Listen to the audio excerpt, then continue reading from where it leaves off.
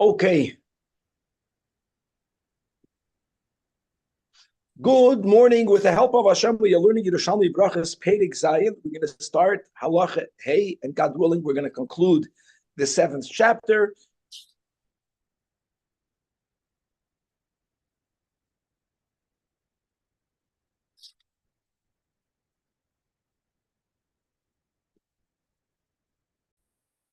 Number one, very much related to the topic that we're speaking about, which is Zimun, and that is that when you have two groups that are eating in one house, if they Bachlal cannot see each other, you cannot combine them. If some of them sees some of the others, that is enough to make that combination, even though it's only some seeing some. Really, the Gemara is going to say that it doesn't only have to be in one house, even if people are sitting in two houses. If some can see some of the others, you can combine them for the zimun. That's going to be one topic in the Mishnah. And the other topic of the Mishnah is really, as pointed out by many Achronim in Bavli, not connected, at least not superficially, to the topic of this chapter. It's very much connected to pay the Kates and Mevarchim, because it's a topic about brachas. It's a topic about what bracha do you make on wine prior to it being diluted. As we know that in the times of Chazal, wine prior to it being diluted with water was super concentrated. It's considered inferior, and the concentration was huge. The concentration generally is, it's 3 parts water to 1 part wine. In other words, the wine is a quarter of what you're going to have in your cup for Kiddush. So, for example, you have to have a minimum of a revi'is, right, for a koshel bracha. Wine needed to be a quarter of that quarter. Obviously, the rest of the cup was filled with water. So the machlek is between Rabbi Eliezer and the Chachamim. Rabbi Eliezer says no boire priagofen is made on wine if it's not diluted. The Chachamim disagree with that. I'll explain.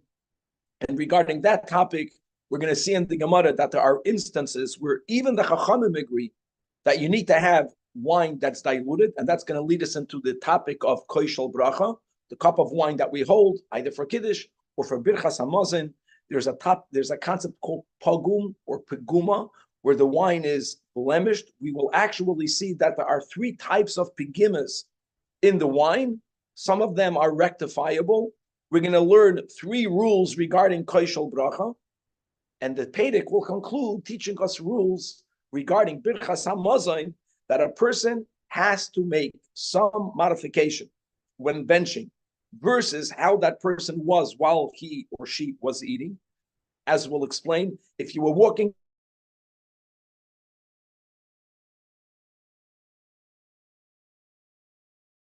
atef yourself, and all of that is to improve the quality of kavana and a lot more, as we will see. So, Chavra, without any further ado, Daf Ayin Vav Amid Beis, right, more or less in the middle of Amid, Halacha.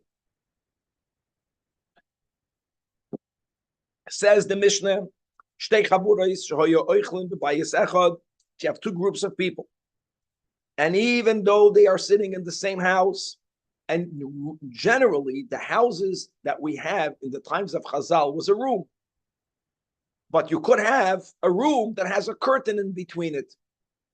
You could have an L-shaped room in which people sitting in one end might not see the people on the other end. So the fact that they are under the same roof, that does not combine them. What will combine them for Zimun? Bisman, and a key word here is miktsasan. Bisman she miktsasan royin elos elu, as long as some members of each group can see some of the members of the other group, that is suffice. Then they do combine for zimun, but ve'im lav, even though they are under the same roof, then elu bezamnin la'atzman, ve'elu lezamnin la'atzman, they may not join together. They remain separate. Now, it's important to look inside the Charedim, who I have a quotes. question. Yes. Why don't we say if they're talking to each other or they're socializing, that they can be combined? Well, like this, what you're saying does not work. There'll be other powers that combine them other than seeing. One, we're going to learn in the Charedim, and others will learn in the Gemara. So let's go into Charedim. So he brings the first Charedim in the Mishnah. Perush Rav Ovadia, that's the Rav Bar Tanura. If there is one waiter waiting on both groups, the waiter combines them. The waiter combines. And again, like I said, in the Gemara, we'll see other powers. Rebbe, Hasidim, we're going to see interesting stuff. Now, second topic in the Mishnah, like we spoke out on the intro, that prior to diluting the wine, which was a real dilution, 3 portions water to 1 portion wine, you don't make the bracha of Boire Pri Hagafen, says the Charedim. What do you make? What do you make? Boire Pri Ha'etz. Okay? Now, we make a Boire Pri Ha'etz because we view grapes and olives as being fruits that are primarily there for their juices. Very good. But a Boire Pri Hagafen, only 1 chashiv. If it's not diluted, it's not chashiv. However, the Chachamim disagree, and we pascha like the Chachamim, and they hold mevarchim that you do make a Boire Pri Hagafen. Truth be told, it's even more chashiv when it's diluted. But as the Babli says, since even non-diluted wine would be used in other beverages, in a beverage called aluntis, and that was a beverage that was made out of wine, undiluted wine, and honey, and pepper, and clear water, and balsam oil. So since it had a purpose, that is suffice for you to make the Boire Pri Hagafen. And again, and the halach is like the Chacham. Okay, so the Gemara is going to begin focusing on the first topic of the Mishnah. The Gemara says, Rabbi Yoina, Rabbi Abba, Bar Zemina, in the name of Rabbi Ze'era, says the following, that our Mishnah that allows seeing, and not everyone seeing everyone, even only some, Re'iyah is mitztaref, is not only in one house. It's really even for 2 houses. Now, if that's the case, why did the Mishnah speak about 1 house? So the point is,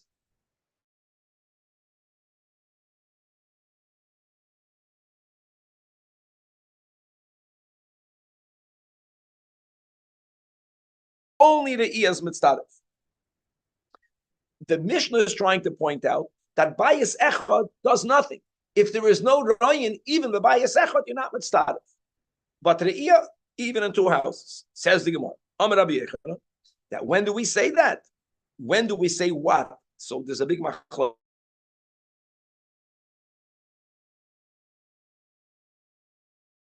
Rabbi Yechon's statement is only on the Shtei Batim. Now, when do we say that even though they are in 2 houses, since they can see each other, they combine the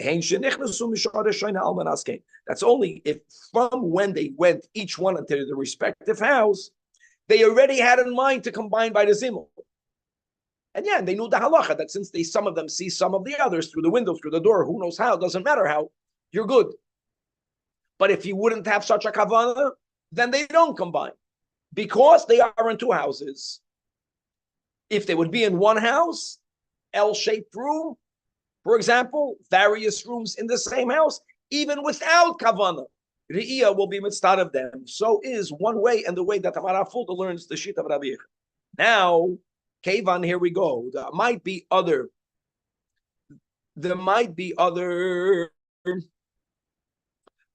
powers that make a combination, and that will be Elaine-based Nisiye, people that are eating in the house of the Nasi. The Nasi, like we write over here, was a very wealthy person. He had many houses on his property.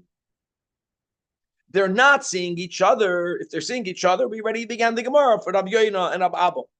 But the fact that they are all guests to the Nasi, maybe that should combine them. Ma'at ovenloin. Are they like bayis echad? Bayis echad doesn't mean bayis echad with seeing. Normally, like we said, bayis echad, people saw each other in one house. If they don't see each other, of course, they're not matztarav. That's the mission. Shtei batim really means where you don't see each other. In other words, the Charedim says, look inside the Charedim all the way in the bottom, 3 lines before the bottom of the Amid. Shtei chaburis, shtei batim. They're in 2 different houses, but they are in the property of the Nasi, meaning they are eating off him. They're eating off his bank, his wallet. And it's as if Veroyin said that's pshat in the Charedim or not. No, does the Rebbe combine the Hasidim? That's a certain way of wording it. It says Neymar. Neymar means I'll tell you. The Rebbe, just because you're Hasidim of the same Rebbe, that doesn't combine. It's only if the Hasidim love each other.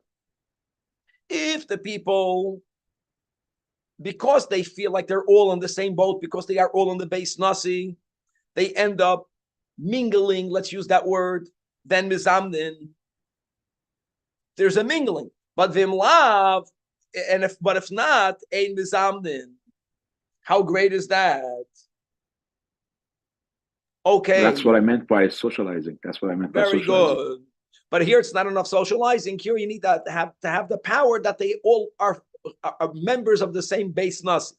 Now the Gemara says, Rabbi Rechia, moikim la'amoirei. Rabbi Rechia was an amoira. When they would teach, as we know, they would speak in the holy tongue. They would speak silently. They would probably speak bekitzer. And then they would have a amoira, an interpreter, a mouthpiece that would have a very booming, loud voice, that would also speak in Aramaic, that would speak more elaborate, conforming the necessity of the listeners for them to properly understand. So he would have people gathered in his property. He had 2 houses. He had 2 rooms. And there was like this door, right? Or there was a doorway. Whoever standing in the doorway can see both groups. So Moikim la'amoirei al kada mitziyah debei midrasha, that he would put his amoira in a place where the amoira can see both groups. And because of that amoira would lead the zimun. Oh, now look inside the last line of the Rashi Elio. V'halolu royin la'amoira v'halolu gamke. The chiddush here is that everyone was able to see the amoira. No one in any group saw no one in the other group. That's why there's a novelty here. Why are they combining? And the amoira is not eating. People are sitting and eating. The amoira is giving out the drasha. The fact that you have someone, and it's not even the Rebbe, it's the shliach, it's the chayzer, it's the chassid who's giving over the Torah of the Rebbe. The fact that he can see both groups, that's also a power of combining. So we have the power of the Rebbe, the power of the Hasidim, and the power of the Amoira. Okay. Now we start in the bottom of the Amid to go to a topic that Slach has a long explanation. In the Bavli, why is it here? Because Taket should belong in Ketzat Mevarchim. The fact is it's here. The Mishnah had the Machloikes, Rabbi Eliezer, and the Chachamim, as the Gemara is re-quoting. And top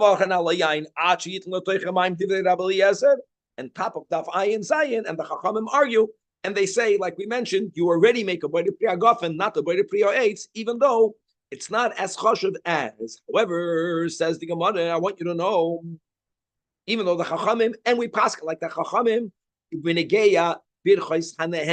are equating undiluted wine with diluted wine, they both share the same bracha. However, in the name of Rabbi Yossi ben Chinana says that what? That moedim chachamim l'Rabbi Eliezer b'koishol bracha. Koishol bracha, not yet koishol kiddush, even though we're going to throw this in the pot in a moment. Now we're going to begin focusing on the cup of wine that is held by the mizamein, by birchas hamazon. That what? If you want to make the koishol bracha over undiluted wine, you cannot do that. At least put a little bit of water. Now, why do you have to at least put a little bit of water? So there's a big machlokes how to learn this. We're going to follow both the Charedim and the Charedim. The Charedim himself, we'll read it inside, brings another approach to the sugya. But let's begin with mitzvah min hamufchar. Mitzvah min hamufchar. Okay, that means even when he's trying to emphasize, the Chachamim don't really consider undiluted wine like wine. You make a very priyagofen. Yeah, it's not as good to be used on the level of mitzvah min hamufchar.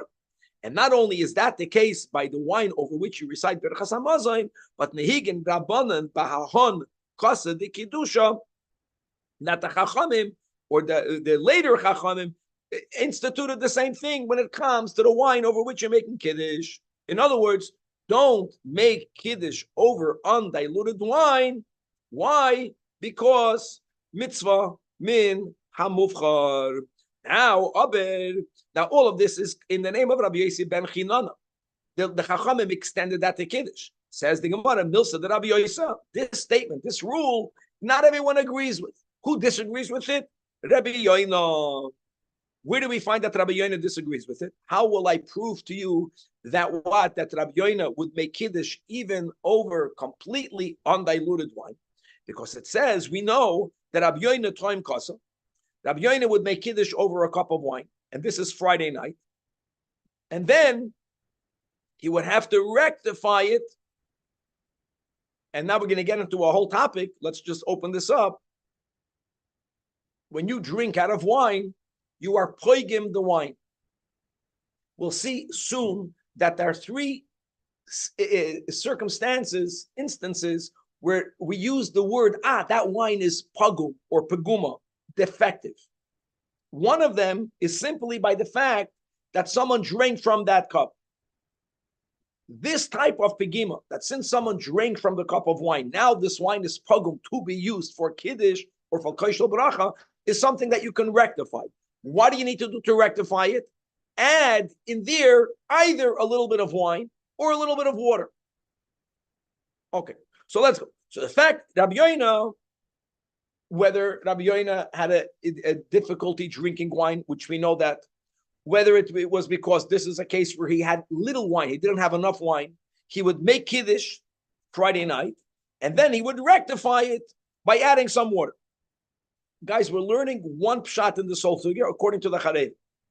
There's a whole another approach. Now, what's the proof? Says the Gemara, I'll tell you a proof. We want to bring a raya that Rabbi Yoina Friday night made Kiddush on completely undiluted wine. Because there's another issue. What's the other issue? Now we're getting into mystical stuff.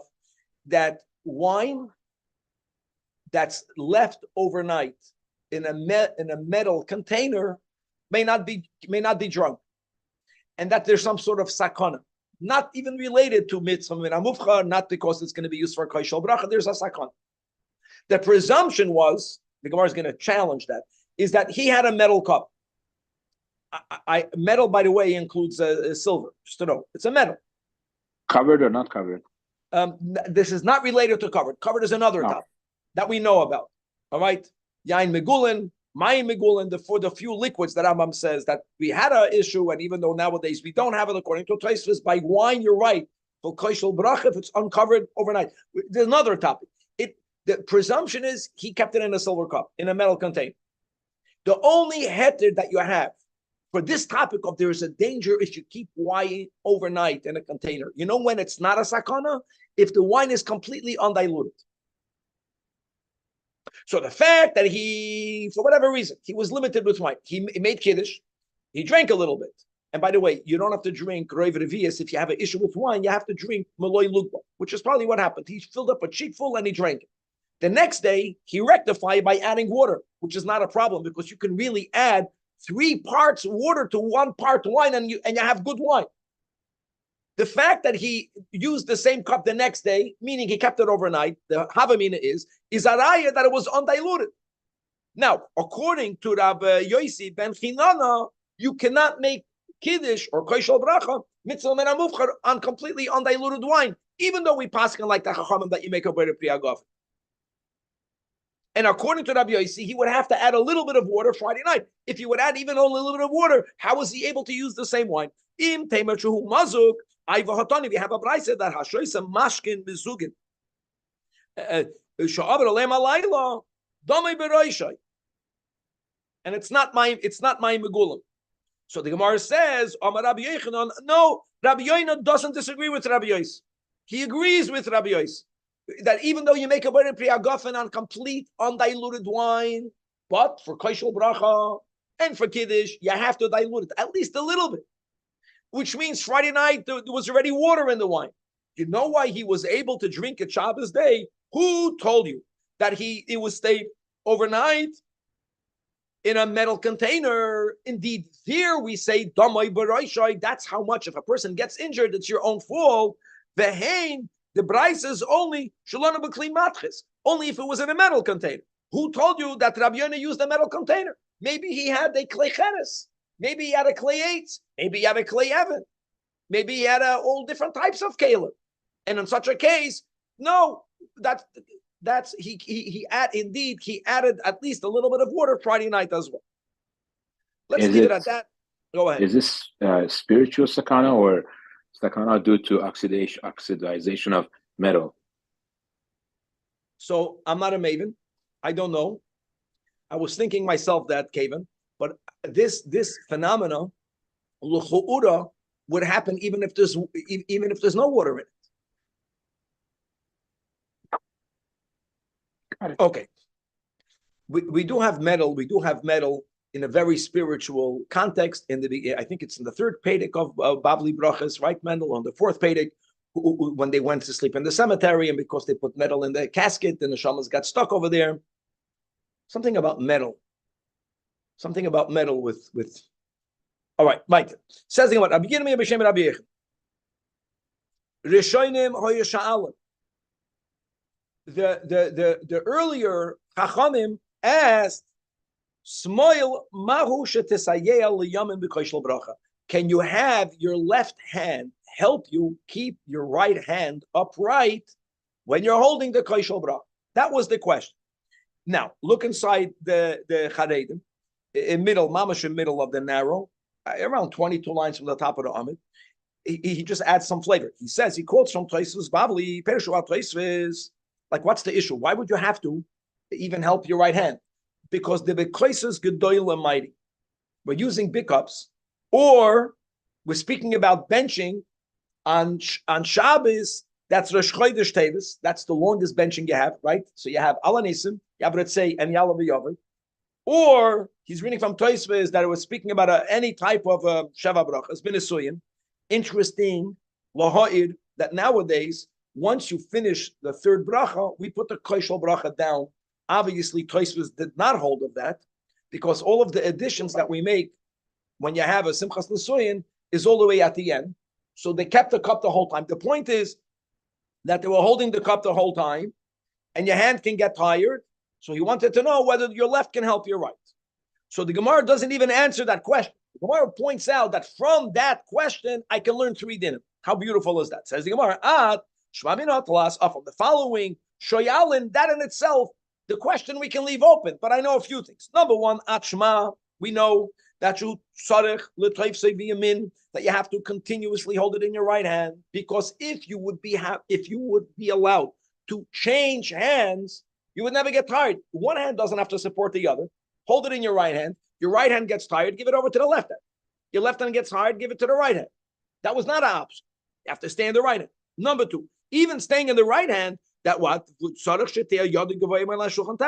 hand has to be over the table of tefach, meaning, if you would not have to lift the cup over the tefach, then why not support your hand on the table?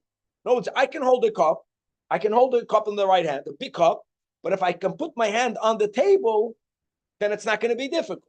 By the way, the reason why we say a tefach, that's another rule. Without a tefach, it's not nothing. We really be having the Bavli, Machlekes, Rashi, and Tosfos with 1 tefach, 3 tefachim. I think that was a topic that we had by Hagbah on the elephant. How do you make a king in Hagbah? And I think you get the elephant to walk on one side, you press down the other side. There was a whole sugya we spoke over there. It doesn't matter. You have to lift it up. Number 3, Why would you have to pick it up a tefach? Why would you not be allowed to leave it on the table? You're having it in your right hand. It must be because there's a third rule, that the one who's benching, we're going to learn the way the Charedim explains it. The Charedim 4 lines under the in middle of the medium, that the one who's benching has to have kavanah that he's holding a cup of wine. If I would be able to leave my hand on the table, it's easy for me to have hesach hadas because my hand is being supported.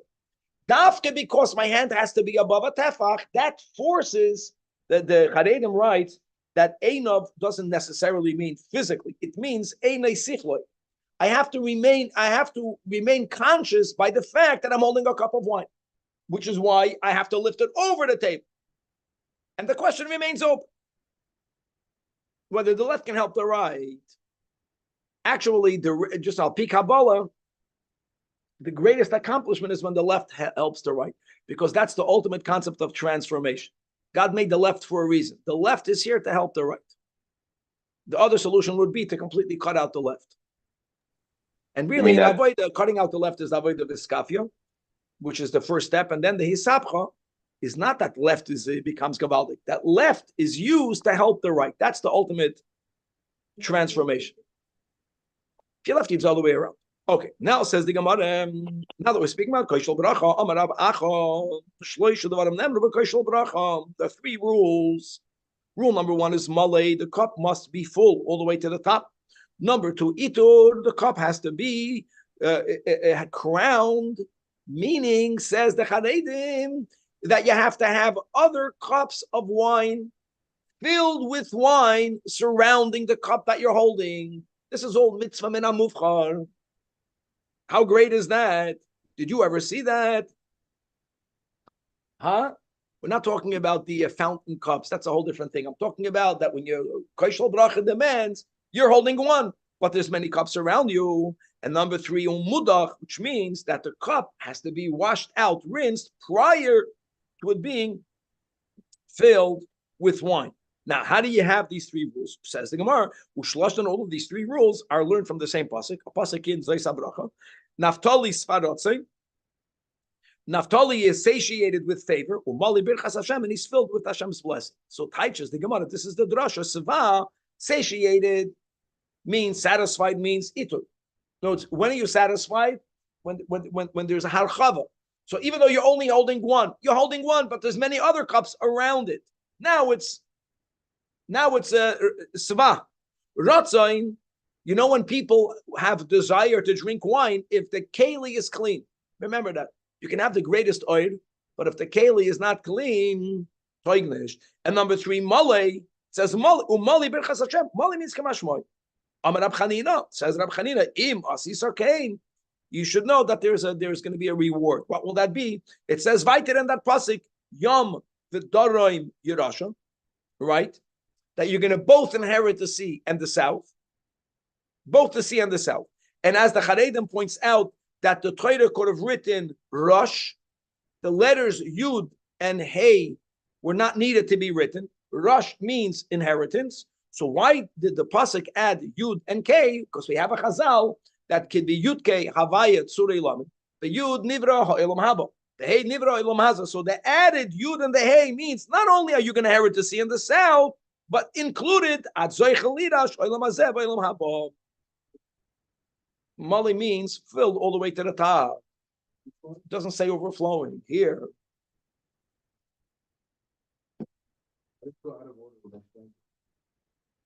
Okay, so David is asking that why did we say Mali Itur and Mudach when in the pasuk the seder was Itur and Itur Mudach Umali.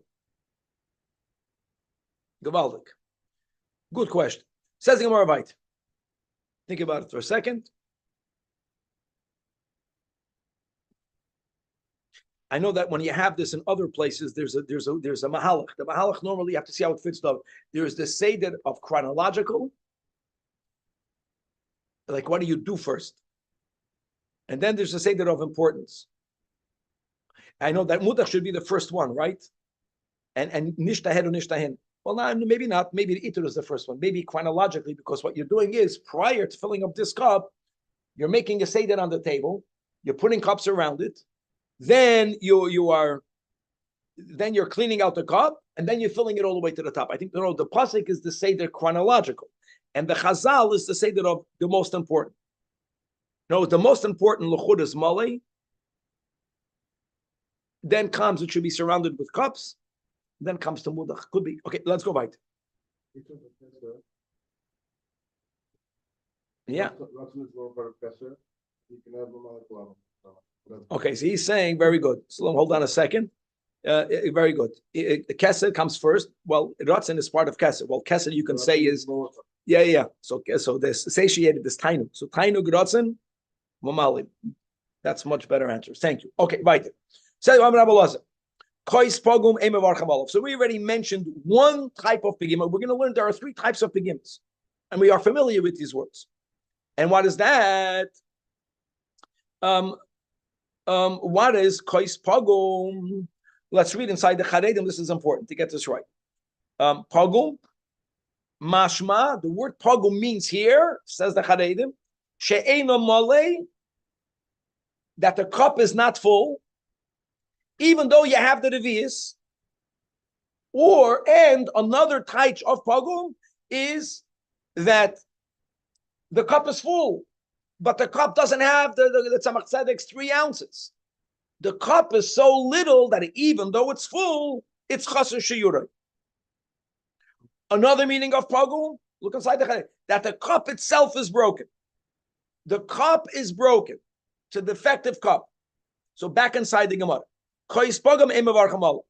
Another rule, ta'amai. This is something that we mentioned, the way we learn pshat in the whole story of Rabbi Yoina. Why did he add water? Take away the pima. That if you taste from a cup, that wine is kosher, but you can't use that as it is for koshel bracha, because right now the wine that remained in the cup has the status of pigamai. Even if the cup is full,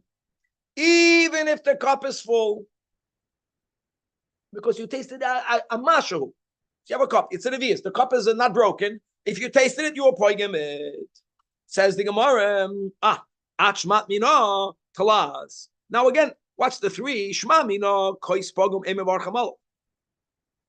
Number 2 is v'tzarech sheyei boy kashir.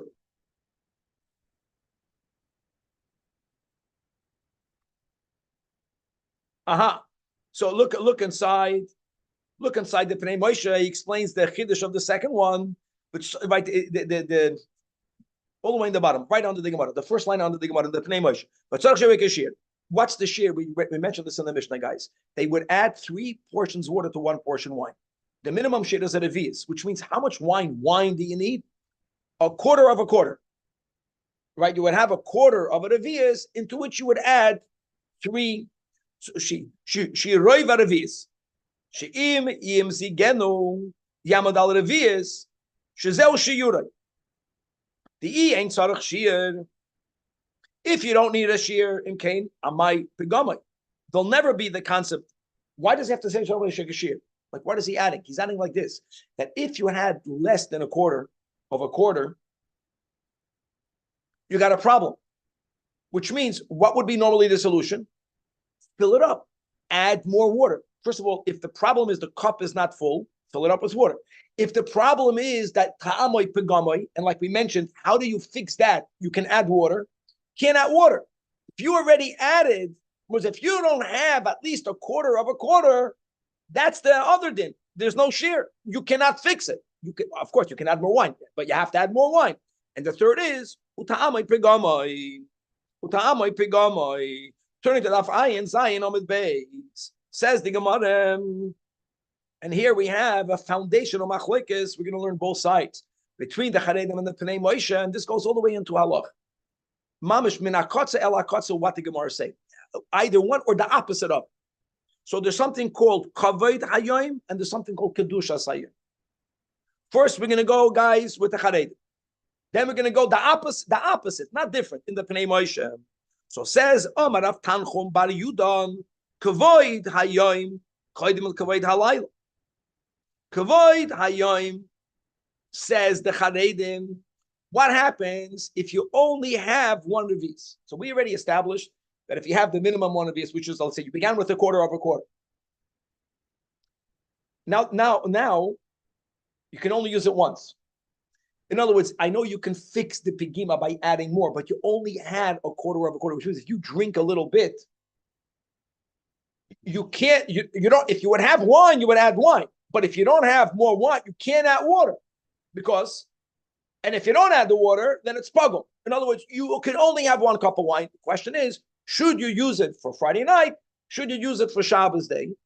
That's the way the Charedim explains it, the opposite of the Pnei Moshe. And on that, the Gemara says, what will be the logic? Guys, don't forget that Kiddush by night is midoraisa. Holding it on the cup might not be. But the Zachreo. Kiddush is to verbally be Mekadosh to Shabbos by Kiddush. Shabbos day is only Midrabanan. But Friday night, you say the bracha Mekadosh Shabbos. What happens if you don't have wine nowadays? What do you use? You use bread. When a person, now, how do you normally begin a meal? With bread. Will it look like you're beginning the meal on Shabbos the way you're beginning the meal on the way Friday night? It won't look that way. Why not? Because you're not just saying Hamoitzi Lechem in the Aretz. What are you doing? You're saying Mekadosh Shabbos. So if you would use the wine for Friday night, think about it, which is Gavaldik, what would happen Shabbos day? You would begin the meal with bread. So you would not be machabed. You would not show that it's a Shabbos Kodesh. Friday night, you show that it's special, even if you're beginning with bread, because the Kiddush demands the bracha Mekadosh Shabbos. So reads the Charedim. No, we're not talking about here Lecha Mishnah. We're talking about Kiddush. Rabbi Blau knows what happens if you don't have Lecha Mishnah for both. Let's just focus. I don't think it's enough, evidently. Look inside the Charedim. We'll read both of them. We have enough time. Kvoid Yoim, the Hainu, Yain Levarach Beber Priyagofen. Choydem Birchas Kiddush. Because don't forget, Friday night, make the Mekadosh Shabbos. So the Gemara is saying, according to the Charedim, Kvoid Yoim, Choydem Lekvoid Lail. Right, second line from the top, meaning, Im ein loy rak revius yayin, and v'tzarach lishtois, b'loy lugma v'menu, you have to drink that amount. And we just learned that if you only have that minimum amount, you can't rectify this. Lo yivarach alu b'leil Shabbos. Because you have a solution. What's the solution? Yikadosh al hapas. Now, you have to do that. Tomorrow, Shabbos day, you cannot do the Kiddush Rabbah, Lekadosh al hapas. Why? Sharei ein b'yoyim Kiddush, you don't make the bracha of Kiddush. Elo boy priya gofen bilvad.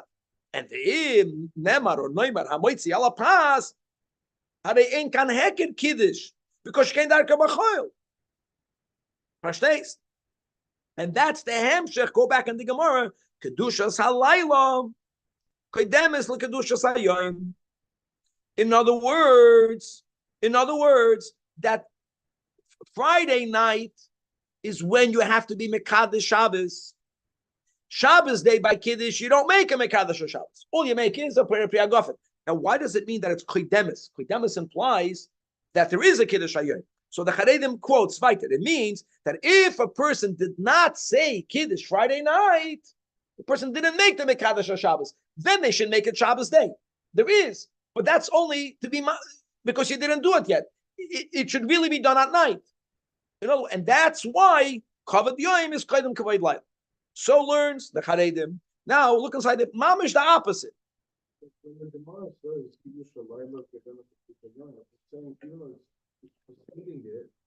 Preceding it means no. Preceding it means that you're supposed to say the bracha Mekadosh Shabbos. You're supposed to say it by night.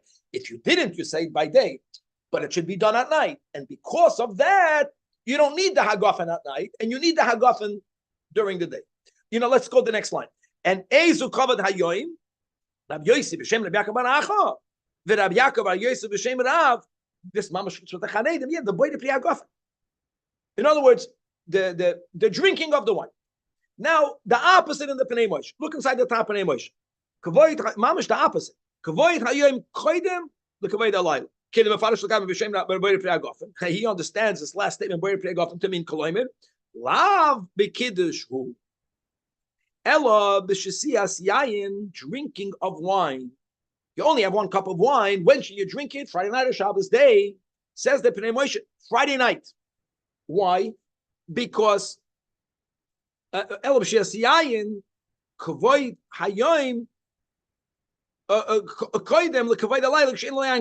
sorry. If a person they have wine, you have wine for kiddush. You have wine for both. But aside of the cup for kiddush, you want to be mechabed the day by adding wine. You only can add either Friday night or Shabbos day. That is where the Gemara says kvoid hayoim comes before kvoid halayla. The extra delicacies, if you have to either or it, do it Shabbos day. Fakir, the kiddush, kedushas halayla, kedemus lekedushas hayoim is the opposite. Obviously in kiddush, im ein like mamish only one cup. Oh, then kedushas halayla, kedemus kedushas hayoim. Mamish the opposite. Because if you have only one cup, that's the next statement according to the Pnei Moshe that you use the wine for night. And you know what you're going to do by the day? You're going to make a hamoitzi lachem in haaretz. If aside of the two cups, one for Friday night, one for Shabbos, aside of it, you have more wine, you want to know when to drink it. So for that, that's the taino oidik Shabbos. That Shabbos day more than Friday night. How beautiful is that? Okay, let's go back to the Gemara. Rab Zreikan bar Chomed Rab Zreikan. This is an interesting way of putting it. Guys, we're speaking about two brother-in-laws, but the son of his father-in-law Rab Zreikan was famous, so everyone knew that Zreikan. So we say that Rab Zreikan, the son of his father-in-law is Rab Zreikan. Hiskir Shol Chanukah. This is look at all of this l'chor shaykh to the previous chapter, but we're learning it here. Where did he insert in Birchas Hamazon the Al Hanisim? Which we have to say on Chanukah, he inserted it be'eretz and not in, like it say, not in Urachem Uvenei, but in Birchas Haaretz, which is also known as Al Noidelacha in Birchas Hoidoya, and putting it in Birchas Hoidoya actually makes it the same as in the Shemona Esrei, where we don't put it in that it say Yalav Yavei, we put it in the Hoidoya, and the Kilso Ois and the Chachamim praised him for that. Furthermore, Rabba Bereid Rab Chia Barba. So when a person went to a base oval, this is not something that we do today. And during the benching, people there would articulate that Hashem is dying ha'emes. That's something that nowadays is done only by the mourners, and our minig is mamish by the burial. Everyone would add the dying ha'emes during the benching. Where would they add it? Dafkin the bracha v'atoivu meitiv. Why? Because the Charedim says, because I know we're thanking God for the greatness that God does, but it's about death. It's, like we mentioned already many times in the Gemara, that we were finally sheniten haruge beita likvura, right? And not only that, so it's connected to death. That's where you add the hadayna emes and v'kil su'oisai. Says the Gemara, Rabbi Ba, the final topic, like we mentioned, all of this is predicated on the fact that a person should have a higher level of kavanah while they are benching, vis-a-vis the type of mindfulness they had when they're eating. Today, the world is into mindfulness, or it's already out of date. Maybe 10 years ago, it was in the times that this was in, you have to have even more mindfulness. And that is expressed by changing your position, which means like this, that if someone is eating while walking, and that's not a great thing, but if someone did that, so you have to up your game when you're benching, which would mean stop. Of course, it's better to sit. We're not saying that but at least you stop. Stopping, you can have more kavana than when you're walking. Now, what happens if you are already achal oimid, you're eating when you're standing, that's a special minig in America, then you sit down when you bench. Because that ups your kavan. Ochal may save another thing. If you're eating reclining, you know what the problem with reclining is? Did you ever try to have a serious conversation while you're laying down in bed with someone? Right? You know that doll, when you lay it down, the eyes close? That's me. So even though you're eating when you're reclining, how do you up your kavanah? Sit. No, sitting is better than standing. Sitting is better than reclining. That achal is going to go this gear may save. Then yoishev umavada. And now the question will be, what happens if you are already eating in the best position, which is achal yoishev? You want to up your kavana. What do you do now? Misatev umavadech. Misatev means you wrap yourself with a cloak. That would mean today, at least you put on a hat, if not a hat and jacket. And im asa kain. Now, the only question that people ask on this Gemara is that l'chu'ura misatev and mevarach should go on everything. We're learning it, and there's different ways of learning it, is that we're going up a step. When are we emphasizing misatev and mevarach? If you were already yoshev, then what are you going to do? You can't get into a better position. But what's that? And if you did that, the misatev, then you become like a malach.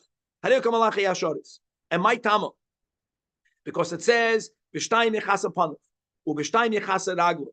I want you to know that the pshat over there, we learned this when we learned Chagiga, is that when godliness is revealed in one world, it's measured for that world. The malach is channeling it.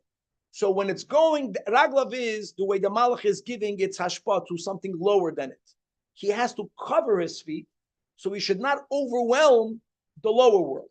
The two wings covering the face is that the Malach should not be overwhelmed, because what do we want? We want for the Malach to experience Ava V'yira. That's Ubishtaim Yo'oifev. You can only experience Ava V'yira if you're not the Bittul B'Metzias. If he's going to be Makabel, the Oid from the higher world, from the highest level, he's going to overwhelm it. That's what happened. Now, the Gemara is applying it over here that the Yechase Panav is connected to Ituf. In other words, just to know the concept of wearing a yamud is that we are. It helps us be more mindful that there's a God above us. And then when we daven, we have two coverings. Right, we're supposed to have, or at least by Shemona Esrei, people should put a talus over it. Many people have yarmulke like mine, that the yarmulke itself already has two coverings. And the same thing goes for Birchas Hamazon, because really we are trying to connect ourselves not only with Memale, which is right above us, but with the Soivev. Now, for that, you have to cover yourself, not to be overwhelmed by it. But it puts you in a higher state of mindfulness, and that's why that's considered an upgrade from only sitting. And on that we say, we're coming back. And God willing, tomorrow we're beginning already the 8th chapter. Yeah. No. A hat is a talus. A hat and a jacket is the talus. I want you to know.